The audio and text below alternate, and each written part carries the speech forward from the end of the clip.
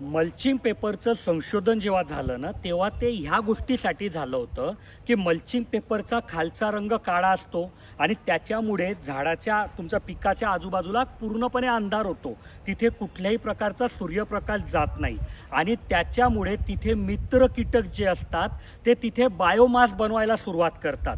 Biomass म्हणजे काय तर कार्बन. कार्बन तुम्हाला माहिती आहे की कधीही पिकाच्या वाढीसाठी महत्त्वाचा असतो. तर विदाऊट मल्चिंग पेपर ही प्रक्रिया फक्त रात्री होते, दिवसा ती प्रक्रिया होत नाही. म्हणूनच मल्चिंग पेपर वापरल्यानंतर पिकाची वाढ उत्तम होते असे सुरुवातीच्या काळामध्ये रिझल्ट आले.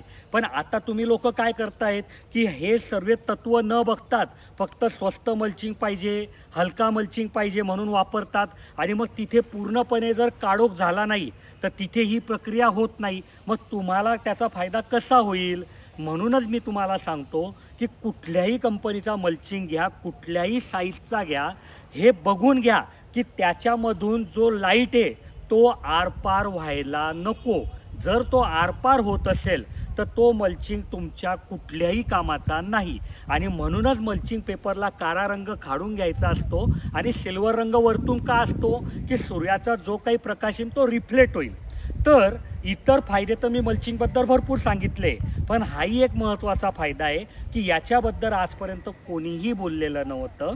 आणि जर तुमच्या मनात असा प्रश्न येत असेल की बाबा मग आम्ही मल्चिंग पेपर लावायचा आहे तर आम्ही कुठकुठल्या गोष्टी बघितल्या पाहिजे, कसा मल्चिंग पेपर निवडला पाहिजे, तर ह्या गोष्टीवर मी एक पूर्ण मोठी व्हिडिओ बनवून ठेवलेली आहे.